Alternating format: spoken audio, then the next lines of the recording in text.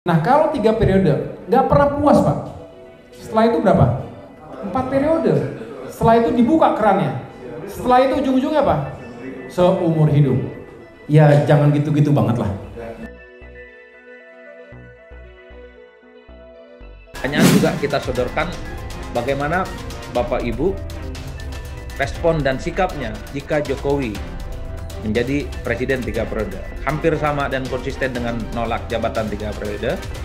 Publik juga mayoritas menolak jabatan presiden 3 periode. Tidak setuju 45,3%, yang kemudian setuju lumayan kuat, yang setuju Jokowi 3 periode. Ini pemilih loyal Jokowi sepertinya, yang berharap Jokowi bisa 3 periode. Tapi lebih banyak yang tidak setuju, selebihnya tidak menjawab. Saya tegaskan, saya tidak ada niat, tidak ada juga berminat menjadi presiden 3 periode. Konstitusi mengamanahkan 2 periode. Itu yang harus kita jaga bersama-sama. Isu pemilihan presiden 3 periode. Pemerintah beda-beda. Partai ada yang setuju. DPD itu udah mulai tuh, DPD nih udah membentuk tim untuk menjajaki itu. Dewan Perwakilan Daerah itu pemerintah juga kan, dalam arti luas. Kalau Pak Jokowi bilang tidak, saya lahir dari reformasi, saya dari presiden karena ada ketentuan 2 periode, masa saya mau nyetujui 2 periode, itu Pak Jokowi. Tapi yang lain gimana? Jadi kalau bicara komitmen, ke siapa? Kata dengan akal-akalan produk legislatif ini.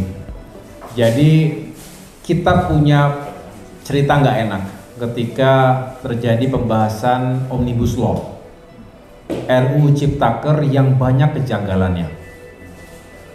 Tiba-tiba pembahasannya dibawa keluar kota yang orang nggak tahu kemana, di tengah-tengah malam, di jam-jam tidak wajar, tiba-tiba diharuskan dalam 24 jam putus, diketok, produk yang nggak ada tiba-tiba harus disahkan, kita mau bicara, mau angkat suara nggak boleh, mic yang dimatikan.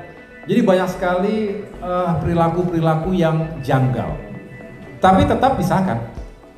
Nggak peduli ratusan ribu turun ke jalan, berbondong-bondong di masa Covid, tidak dipedulikan karena ya sudah harus terjadi.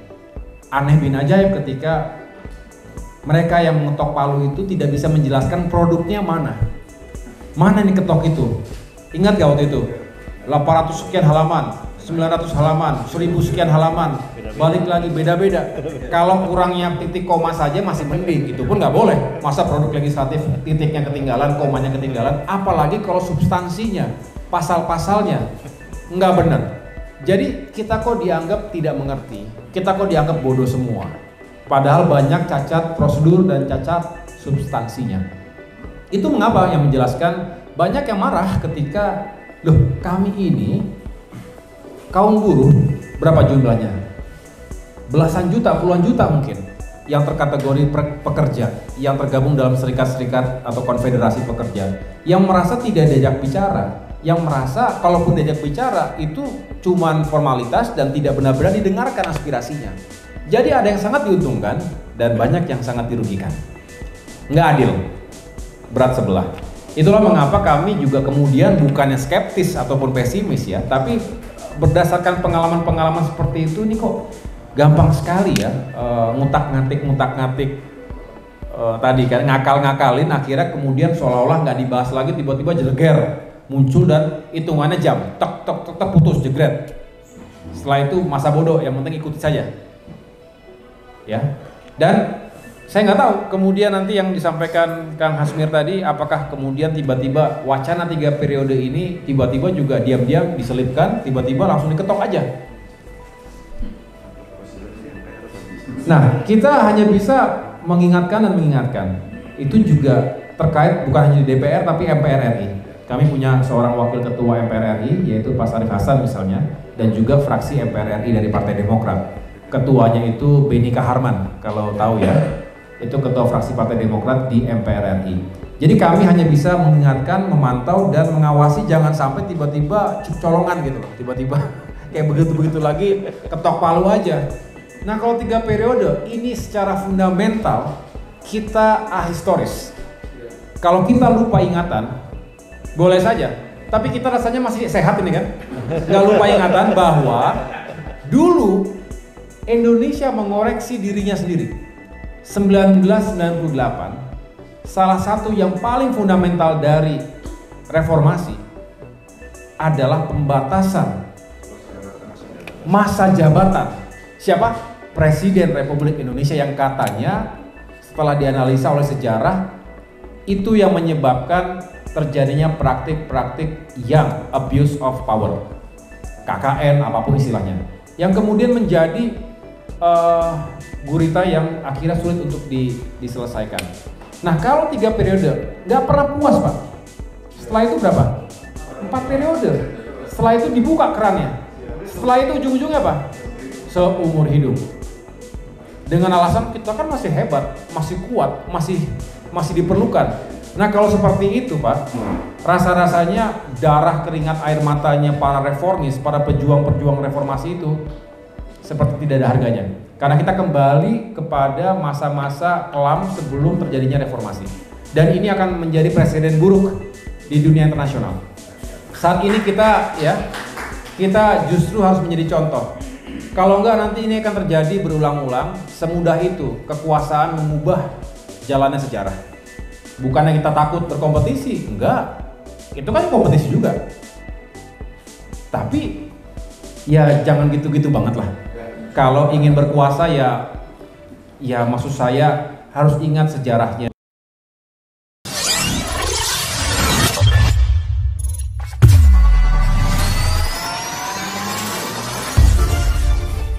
Hasil survei Parameter Politik Indonesia, PPI, menunjukkan mayoritas masyarakat tidak mau adanya perpanjangan masa jabatan presiden 3 periode. Sebanyak 52,7% masyarakat yang menyatakan menolak usulan ini.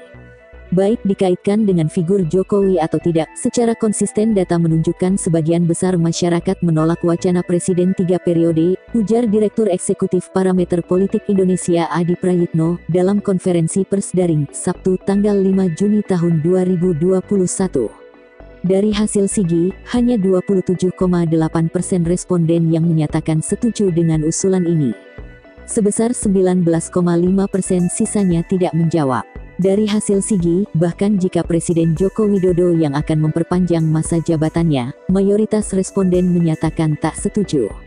Meski begitu, angka penolakannya menurun di 45,3% dan yang setuju hanya 25,3%. Menurut Adi, mayoritas responden yang menolak beralasan usulan ini tidak sesuai dengan konstitusi. Selain itu, alasan lainnya, jabatan 3 periode juga dinilai terlalu lama. Ada pula yang menilai kinerja Jokowi selama ini kurang bagus dan diskriminasi marak terjadi. Alasan utama penolakan wacana Jokowi 3 periode adalah karena kinerja Jokowi dianggap kurang bagus 16,4%, tidak sesuai dengan norma konstitusi dan demokrasi, 9,5%, 3 periode terlalu lama 6,8%, kata Adi. Pengambilan data untuk survei ini dilakukan pada tanggal 23 sampai 28 Mei tahun 2021.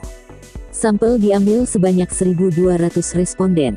Diambil dengan menggunakan metode simple random sampling dari 6.000 nomor ponsel yang sudah dipilih secara acak dari kerangka sampel yang ada dan disesuaikan dengan proporsi populasi serta gender.